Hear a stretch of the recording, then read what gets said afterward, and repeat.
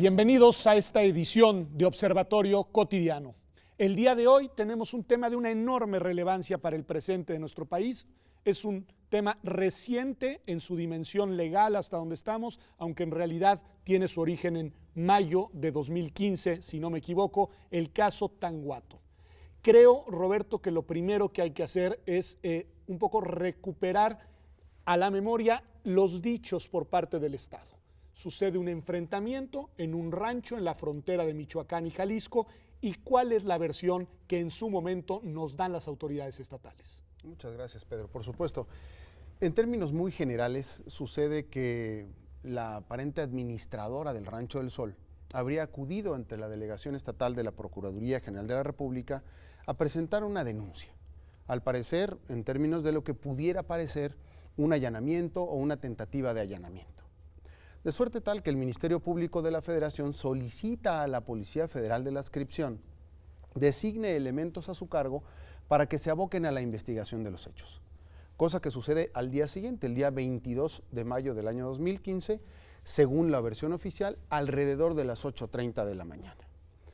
En este operativo se habría producido un enfrentamiento entre quienes estaban en el Rancho del Sol y los agentes de la Policía Federal que tuvieron, por tanto, que pedir apoyo a otros tantos elementos. De ese enfrentamiento, entonces, según la versión oficial, resulta por la vía de la defensa legítima la pérdida de la vida de un buen número de quienes habitaban en el rancho. Esa es, en términos generales, la versión oficial. Ok, hay un enfrentamiento y como consecuencia de ese enfrentamiento hay una serie de decesos ese día. Efectivamente. ¿Y cuál es, Gladys, la interpretación a partir de una investigación que se dice muy prolija y muy exhaustiva a cargo de la Comisión Nacional de los Derechos Humanos, que se ha hecho pública hace algunos días en un legajo muy impresionante de más de 700 cuartillas? Así es, muchas gracias, Pedro. En efecto, la Comisión Nacional de los Derechos Humanos llevó a cabo una investigación multidisciplinaria bastante compleja que duró aproximadamente más de un año.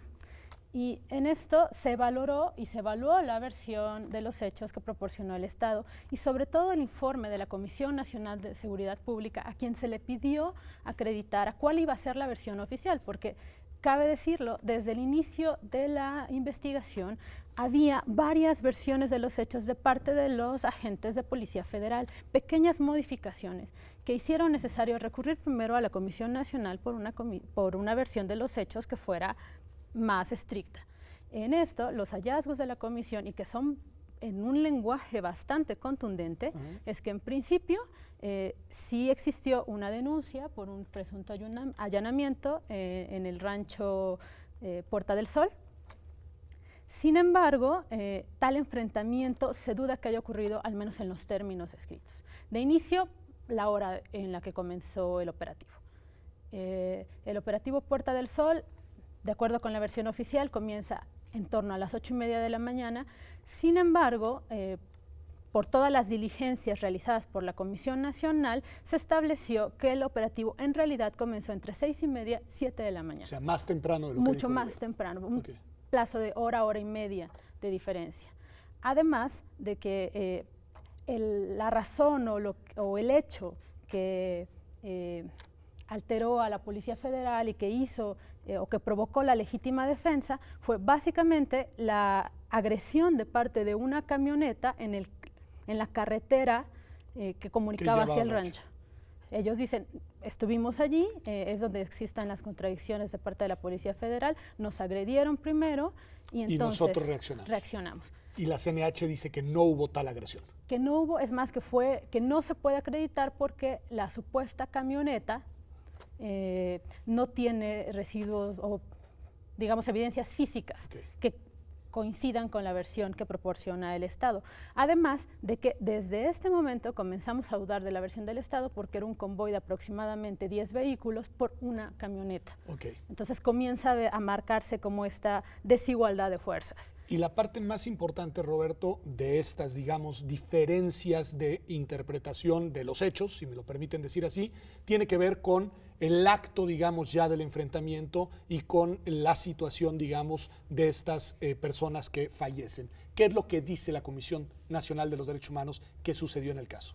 Pues la Comisión Nacional de los Derechos Humanos tanto en el informe de resultados sobre la investigación que se realizó como en la propia recomendación, establece precisamente esos indicios que difícilmente puedan derivar en un enfrentamiento previo con ese vehículo al que se estaba refiriendo en su momento, y que pues, en esa medida hubieran hecho muy complicada una reacción de tal envergadura por parte de la Policía Federal. Okay.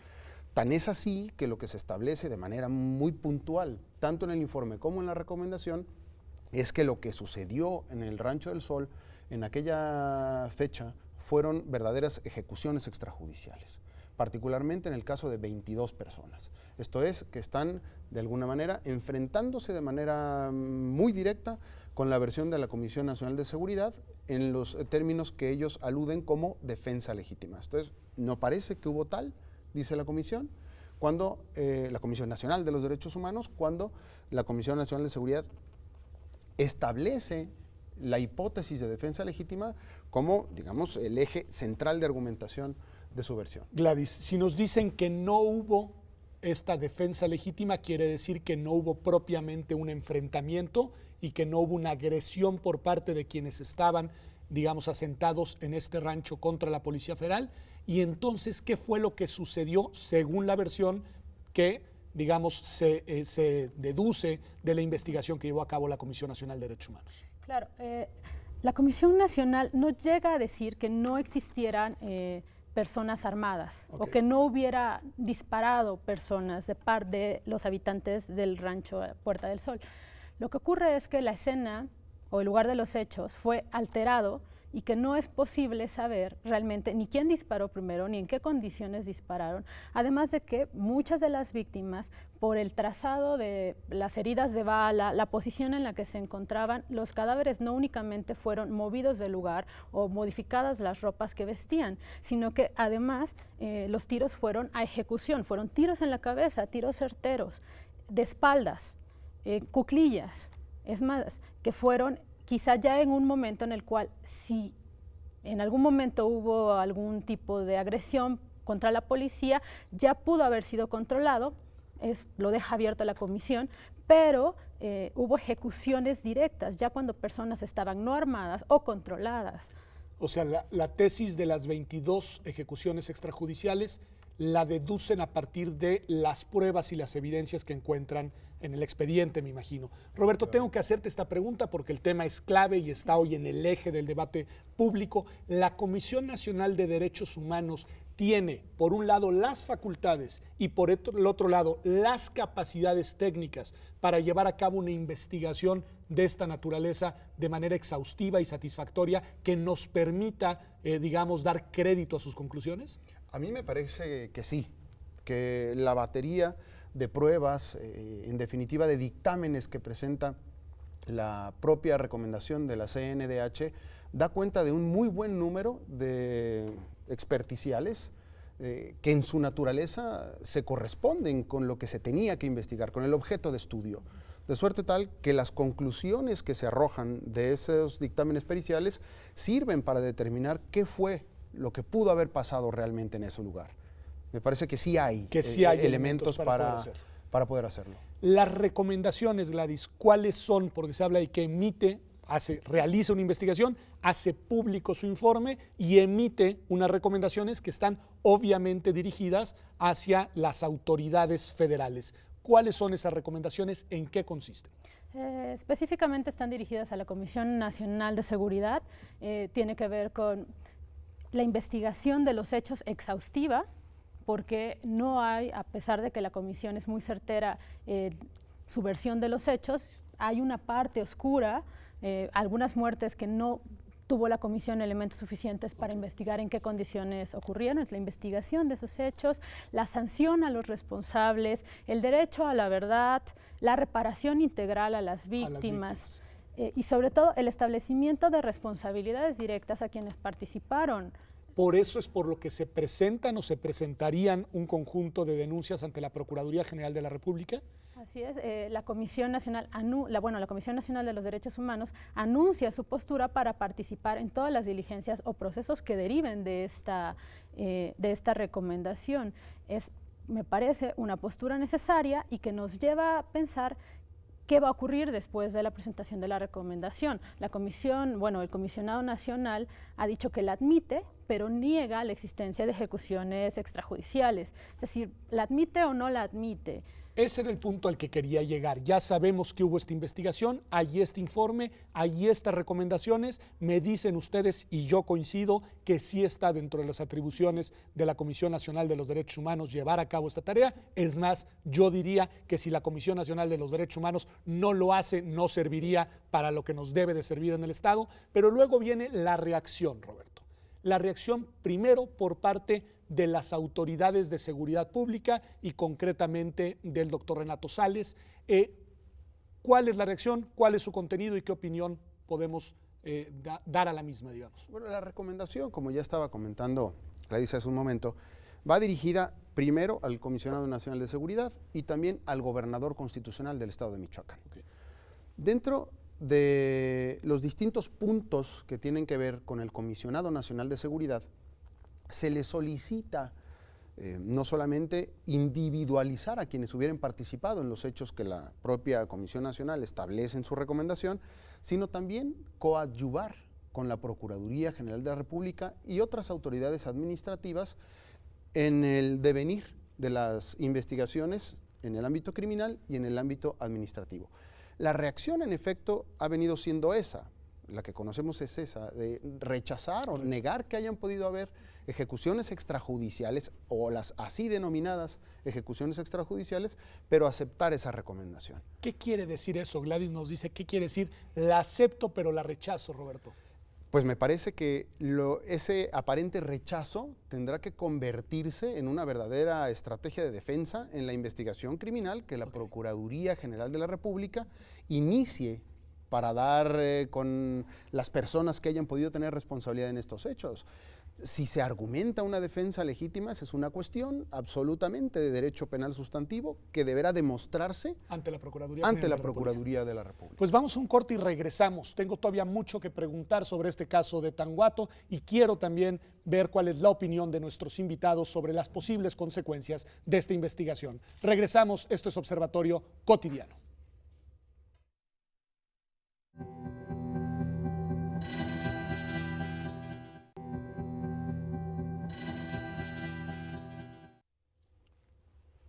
Pues estamos de vuelta aquí en Observatorio Cotidiano analizando el caso de Tanguato. Me decían al cierre del bloque anterior que la reacción del gobierno federal ha sido la de aceptar la recomendación que emitió la Comisión Nacional de los Derechos Humanos, pero ya nos advertía Roberto que el no aceptarla podría ya indicarnos que en el terreno de la investigación, ya en manos de la Procuraduría General de la República, bueno, pues habrán alegatos seguramente por parte del gobierno que intentarán desvirtuar los dichos de la Comisión Nacional de los Derechos Humanos. Pero yo te preguntaría algo más que escuché, Gladys, y que creo que es importante que el auditorio entienda. El Comisionado Nacional de Seguridad dijo que uno de los excesos desde su punto de vista de la Comisión Nacional de los Derechos Humanos era el de haber calificado, como ustedes han mencionado, de ejecuciones extrajudiciales de la muerte de estas 22 personas. Y el argumento, si lo entendí bien, es que esa figura, la de ejecución extrajudicial, no se encuentra contenida en la legislación penal mexicana. ¿Qué decimos a esto? ¿Cómo lo explicamos? ¿Qué respuesta? Por supuesto, es un tema bien importante porque vemos esta postura de sí acepto la recomendación, pero me voy por una parte muy técnica. Okay. Y es el vacío que deja, digamos. La comisión sí elige, la Comisión Nacional, elige usar este término, que es un término usado a nivel internacional desde Naciones Unidas, con una relatoría especial sobre ejecuciones extrajudiciales, y hay protocolos especiales que a nivel internacional se han generado, que califican de ejecuciones extrajudiciales hechos similares o en condiciones similares a los que pudimos observar en Tanguato. Y efectivamente, a nivel nacional, no existe en el Código Penal un delito o una figura de esta naturaleza. Sin embargo, si existe una figura de homicidio, si existe uso legítimo de la fuerza, si existen responsabilidades administrativas en términos de alteración de la escena del crimen, es más, existen además sanciones penales por hechos de tortura, tratos crueles, inhumanos o degradantes, que también fueron acreditados por la Comisión Nacional de Derechos Humanos. Podemos discutir en términos técnicos o no, pero no, me parece, resta fuerza legal o jurídica a las conclusiones de la Comisión Nacional. Tu opinión al respecto, Roberto, y tu opinión sobre un elemento que Gladys trae sobre la mesa, que también ha estado hoy en el debate público, que es este tema del uso proporcional de la fuerza. Muchas gracias, claro que sí.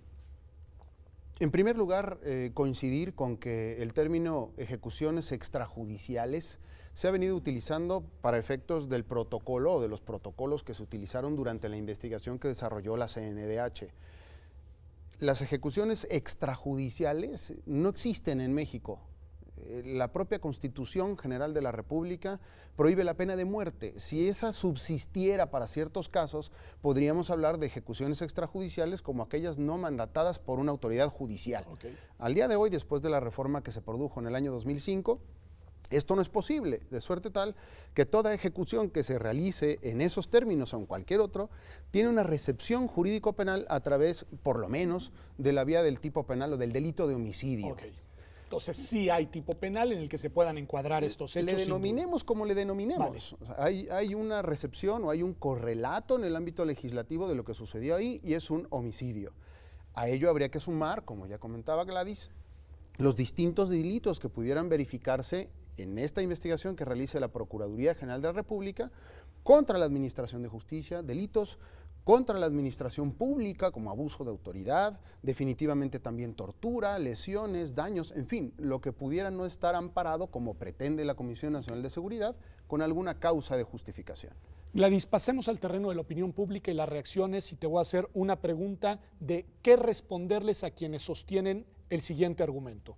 Que días antes había habido ya un enfrentamiento en el cual un grupo criminal, probablemente el mismo, entre otras cosas, había derrumbado un helicóptero de las fuerzas de seguridad, provocando la muerte de sus tripulantes, y que lo que hizo el Estado fue reaccionar a ese acto unos días después, y que quienes estaban ahí eran delincuentes y que como eran delincuentes se merecían esa reacción del Estado. Sí, bueno, me parece que es sumamente importante considerar que es un elemento que va a estar presente, esta consideración de los delincuentes merecen todo por ser delincuentes, va a estar presente en todos los eventos de violaciones graves y sistemáticas a los derechos humanos que hemos observado. Siempre hay un sector de la población que defiende que era la víctima quien provocó estas afectaciones a sus derechos fundamentales. Sin embargo, creo que es importante considerar y poner esto en contexto y decir o responderles a estas personas. ¿Qué ocurre si mañana, en lugar de entrar al rancho, entran a tu hogar sin investigación, sin seguir protocolos de seguridad, con un simple aviso? Estos protocolos o incluso los mismos derechos fundamentales están pensados para garantizar un estado de cosas constitucional, un estado de derecho para todos y para todas. En este clima de miedo, como lo califica Wolf-Soyinka, donde nadie sabe qué puede ocurrir, todas y todos vamos a resultar afectados, aun cuando estas personas pudieran llegar a ser delincuentes. Eso no implica que no tuvieran derechos a un debido debieron proceso. de haber sido detenidas y debieron de haber sido presentadas ante una autoridad para que se les juzgara conforme a derecho y no debieron de haber sido ejecutadas. Pero hay otro argumento y te pregunto a ti, Roberto. Hay quien dice que quienes promueven, defienden, y en este caso la Comisión Nacional de los Derechos Humanos, a los derechos humanos, en realidad debilitan al Estado, erosionan su capacidad de combatir a la delincuencia y se colocan del lado de los victimarios, no de quienes son las víctimas de los delitos, que son los ciudadanos de a pie. ¿Qué respuesta? Pues me parece que se está utilizando indebidamente una etiqueta, la de delincuente. Todavía no sabemos qué sucedió realmente allí hasta que la Procuraduría General de la República concluya su investigación y aún más, hasta que un juez determine si hay responsabilidad y en caso de haberla, quiénes son los responsables. Entonces, me parece que como primer punto se está utilizando esa etiqueta como para decir, estamos defendiendo delincuentes. No, mire, no. O sea, las fuerzas, los cuerpos y fuerzas de seguridad del Estado tienen que sujetarse a lo que establece la ley. La reacción del Estado frente al delito es la que establece la ley, no es llegue usted y dispare. No, dice aquí, llega usted y si le disparan, bueno, pues quizás pueda disparar, siempre y cuando se cumpla con los requisitos de lo que el Comisionado Nacional de Seguridad ha venido designando como defensa legítima. De lo contrario, usted detiene, pone a disposición y que se sigan las investigaciones correspondientes. De suerte que no debemos, no podemos designar a alguien como delincuente y a otra instancia como defensor de delincuentes si ni siquiera sabemos si es responsable o no es responsable de algún delito. Pero ¿les preocupa esta descalificación a los defensores de los derechos humanos que se ha ido colocando en amplios sectores de la opinión pública? Yo incluso vi hace algunos días un mensaje de Twitter del expresidente Calderón celebrando el cartón de un caricaturista en un diario nacional en el cual lo que hacía era estigmatizar a los defensores de los derechos humanos como si fueran una suerte de aliados y protectores de los peores males que aquejan a nuestra sociedad. ¿Cómo rescatar y reivindicar en este clima de preocupación ante eventos como el de Tanguato a la agenda de los derechos humanos?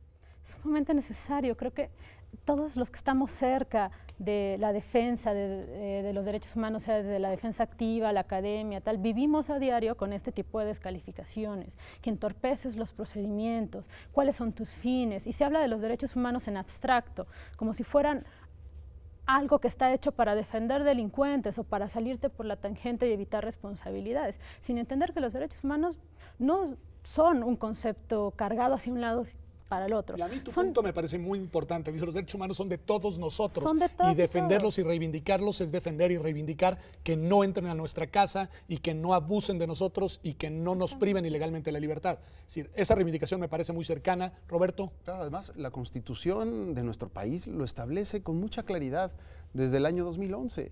Ahí se dice perfectamente que todas las autoridades en todos los niveles están obligadas a velar por la protección de los derechos humanos. Y no hay distingos. No podemos decir que son solamente de los que se portan bien o de los que se portan mal. Para los que se portan mal, utilizando quizás de manera indebida estos términos, a los que se portan mal, hay una reacción aquí, en la medida en que amerite esa reacción. La penal, bueno, ahí está dispuesta, se irá a prisión, tendrá que pagar una multa o tendrá que trabajar a favor de la comunidad, etcétera. Lo que no está dispuesto por ningún lado, y ahí es donde entra la obligación de las autoridades, es que cualquiera puede hacer, por ejemplo, justicia por su propia mano o calificar como delincuente ex ante a una persona para dispararle en la cabeza o por la espalda. Eso no está por ningún lado. Okay. Me parece muy importante. Gladys, el tiempo vuela en televisión y quiero de ambos, y empiezo contigo, una valoración y si fuera el caso una reivindicación del papel de la Comisión Nacional de los Derechos Humanos. ¿Qué decir de esta recomendación? ¿Qué te provoca este informe? ¿Qué valoración haces del desempeño de esta institución?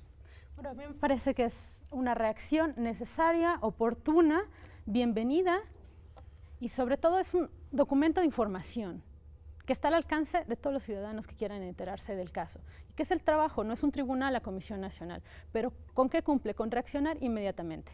Lo que hizo fue, o este caso fue muy sonado en medios antes de que comenzara una comisión, lo que hizo fue recuperar un reclamo social que sí existía de una parte de personas que fueron testigos de los hechos, o de oídas, o como fuera, pero existía un reclamo social para que alguien, quien fuera, investigara qué había ocurrido en Tanguato. Que la Comisión Nacional de Derechos Humanos haya hecho suya ese reclamo es algo fundamental y es algo que honestamente no había visto en otros casos. O sea, me parece que veníamos de, no es el primer caso de violaciones sistemáticas a los derechos humanos que hemos tenido, y el papel de la Comisión no había sido tan directo, tan claro, con una postura tan fortalecida como en este caso. Roberto, tu reacción leí una columnista que decía el gobierno le apostó al olvido y este tema ha reaparecido de la mano de la Comisión Nacional de Derechos Humanos. ¿Qué dirías? Bueno, quizás la reaparición se debe a los tiempos que se llevó la Comisión Nacional de los Derechos Humanos en la investigación de los mismos. Pero hay que apuntar algo que me parece muy importante y que la propia CNDH subraya en su recomendación. En el capítulo de hechos, puntualmente, en ese documento que es de consulta pública y además muy sencilla, en el párrafo 20 de ese capítulo, la comisión señala de manera muy puntual que no se encarga de la investigación de delitos, que eso le corresponde al Ministerio Público. La comisión lo que hizo fue investigar violaciones, en este caso graves, a los derechos humanos. Lo otro se lo deja a la Procuraduría General de la República. Pues muy importante esta conclusión porque, entre otras cosas, nos ayuda a comprender cuál es el rol de esa institución de garantía no jurisdiccional de los derechos humanos en México. Muchas gracias, Gladys, por estar con nosotros.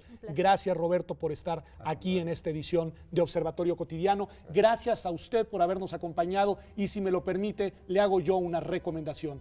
Lea directamente el informe, las conclusiones de la Comisión Nacional de Derechos Humanos, porque para eso se ha hecho pública, para que la sociedad mexicana se entere, se forme un juicio de este tremendo acontecimiento y pueda emitir una opinión fundada sobre este acontecimiento del presente mexicano. Nos vemos aquí la próxima semana en Observatorio. Hasta pronto.